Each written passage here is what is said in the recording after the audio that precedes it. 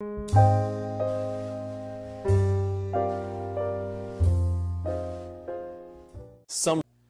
if there are multiple liens and you're trying to negotiate with multiple lien holders? How do you do that? Specific way to approach that. Problem when you're dealing with multiple liens is this. Usually, more times than not, a first mortgage will not approve a sale, a short sale, unless all junior liens receive no more than a total of $1,000. Or if you're lucky, each junior lien will be allowed to receive $1,000 a piece, up to, I'm sure, a maximum of a certain amount. The problem is, so that's kind of a big problem, because then you're forced to try to negotiate maybe farther than the junior liens are willing to go as far as an amount. The first mortgage always inspects the seller's side of a transaction. That's like the seller's side of the HUD-1, where it shows all the amount of money coming out of the seller's proceeds. They always inspect that because that's where they get paid out of. And they want to cut everybody else out. Every other fee on the HUD is open to negotiation, because if they can cut that, then that leaves extra proceeds for the first mortgage to absorb, and that means that they get extra money. So they want to get as much as possible. However, if you are having issues with what the bank will pay, there are ways to shift some of the necessary expenses to the buyer's side of the HUD and still close a transaction. For instance, if a junior lien will accept no less than $5,000, let's say the second mortgage, it's a home equity line of credit, and they want $5,000, no matter what. The first mortgage, let's say, saying no, they can only have $1,000. You kind of have a problem. How do you get the second mortgage what they want and still fulfill the first mortgage's requirements? The way you do that is you go back to the buyer and say, listen, the short selling bank is requiring that you pay $4,000 of expenses. You just got to pay those right to the second mortgage lender. You try to get the buyer to pay those expenses. And here's the thing. Do you think the buyer is going to do that if you were really hard on them when they first wrote an offer and made them write as high as they could? No, they're not going to go pay $4,000 if they already offered their maximum amount, because that's like increasing the purchase price by $4,000. That's why it's so important when you start this whole transaction, you actually accept an offer, that hopefully that person is making a low offer and that they'd be willing to come up.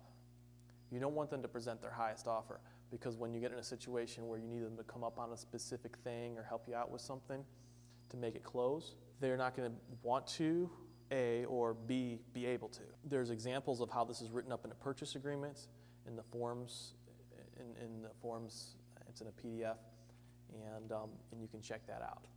This also has to be done on a HUD a certain way, and you can use those as examples to show your real estate agent and or title company how to make it close, because it's not typical to do it this way.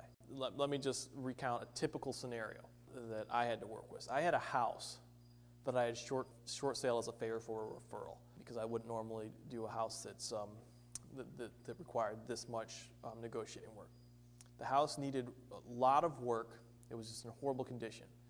The total lien balance for the first mortgage was $115,000. It was to Litton Loans. They also had $7,000 to American General Finance. That's a second mortgage. And then they had $15,000 mortgage to the local community development organization. So a total of almost $140,000 total balances. They also had about $5,000 in back taxes. We got an offer for $45,000. After all the closing costs, Litton Loan had to accept $33,000. I mean, they were accepting so little, they wouldn't allow American General, which originally was $7,000 owed, and the other mortgage to Lorain County Community Development to be barely any accepted. They didn't want anything to go to them. So they ended up allowing like $1,000 from each one to go to each one. And then we were able to negotiate both of those down to about $3,000 apiece. And we were able to get the difference, which was $4,000 left over, $2,000 for each, to be paid by the buyer. It was a cash transaction. It was easy to do. And we were able to get it closed. In that one, we actually had to get an extension because it took so long to negotiate all those out. They moved the sheriff's sale for us. They did all sorts of things because they didn't want to take it back. It was in such bad condition. Buyer bought an extra $4,000 to closing. In a situation where you have infighting between lenders, junior and the first mortgage, this is the only way to get everything closed. You got to have the buyer work with you. Typically, the buyer can't get that extra amount of money that they bring in to pay your costs financed. So they have to have a little bit of cash to work with. That's something to think about if you're selecting between multiple buyers. Do they have any cash to work with if you have to do something creative like what we're talking about? When you get your acceptance letter, you want to make sure you read through it thoroughly. You want to check the terms. Terms are like, when does it need to be closed by? What dates after the closing must the money be received? How must the money arrive? Who must be notified and how before the close? Some of them stipulate that 48 hours before close, the title company needs to fax in the final HUD-1 for how the closing is going to look. Sometimes they require you to sign off on something, saying, you agree to this, or you agree to not sue them, or to hold them harmless. So you got to check and make sure that signatures are required. You just sign that. You want to check for how the deficiency is handled. Is it released? Is it forgiven? Also, you want to check and see if there's any note about what will happen in your credit. You also want to check if it limits closing costs in a way that's different than what was agreed upon. Is there a specific way it needs to read, or do they limit it only, this is only good for this one buyer? You want to read through it yourself.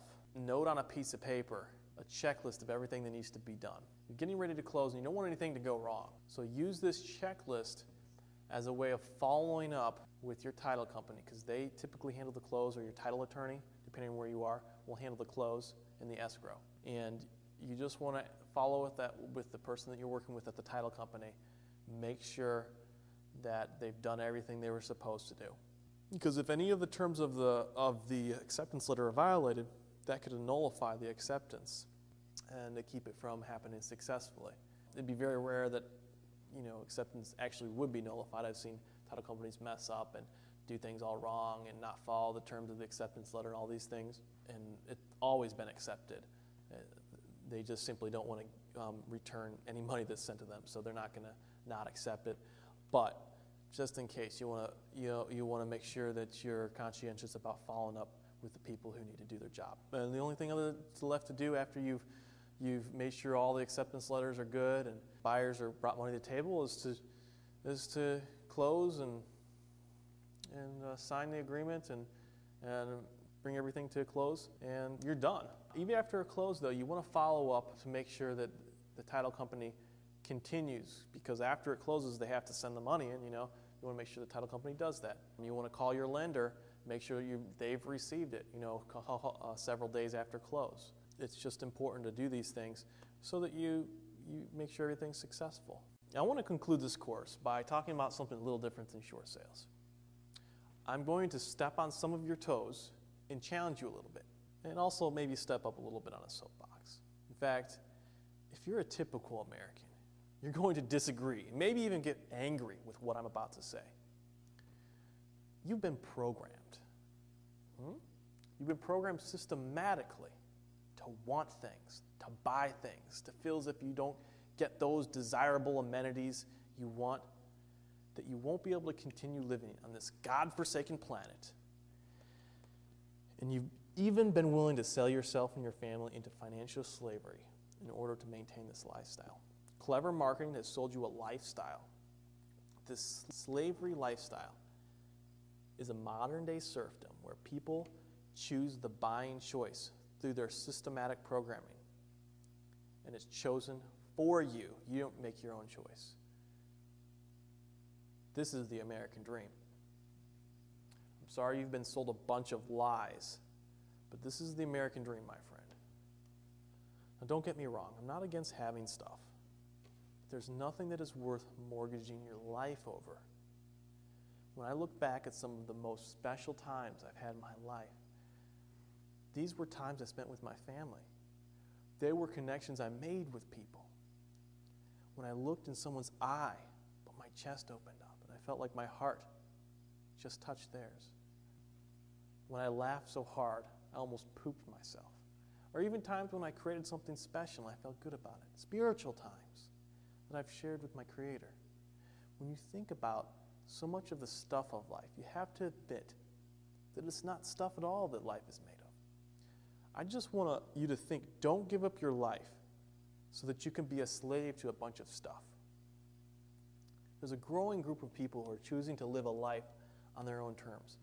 And if I may recommend that you consider the benefits of re-indoctrinating yourself, taking control of how you think and how you feel, to help you distinguish better between your own needs and your own wants. And in the process, enjoy your life. Enjoy it for its experiences while you're living. And stop waiting until you have a bigger house or a better car to enjoy your life. This is a lot of information to listen through, and I commend you for getting through it like you have. I recommend that you go back through it and make a checklist, especially of the sections where you specifically need to take action on. You may already have a buyer, so you need to start taking action where it talks about submitting the short sale package, and from there on.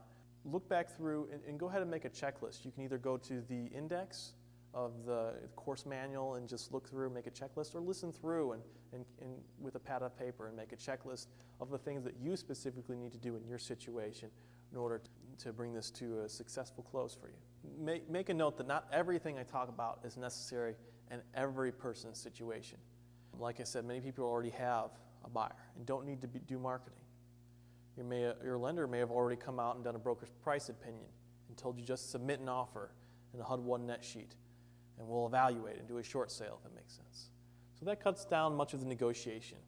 Every situation is different, so take the relevant information in this course and use it to your best advantage. I wrote this course to assist you to make a difference yourself in your own life. I want to leave you with a story that Dr. Maxwell Maltz tells of a defining moment in him creating his life work called psychocybernetics. He was a young cosmetic surgeon and had a patient that had a terrible scar on her face. He was able to operate on her and restore her face perfectly. When his patient was able to take the bandages off her face and look in the mirror, she grimaced and complained about how ugly her face looked. She couldn't even recognize the corrections. Dr. Maltz showed her the before picture of her face and how disfigured it was. She was forced to recognize the specific details of change, but she still looked at herself as if someone who was scarred and ugly. Dr. Maltz saw the same thing happen many times in his practice. The deepest scars for many of his patients happened deep in their minds and in their hearts, and these were the hardest to correct because no scalpel could reach them there. Sometimes when difficult times happen and your finances, maybe even in life in general, becomes disfigured, you need more than just a financial facelift or a life facelift. In fact, oftentimes when things are the very hardest, it's then that we become aware of our need for more. I could talk more about this, but this course really isn't about that. I've created a website called renewyou.tv.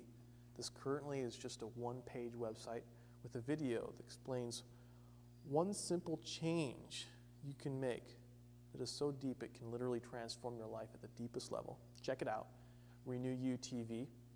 And with that, I wish you the absolute best. Take massive action, and goodbye.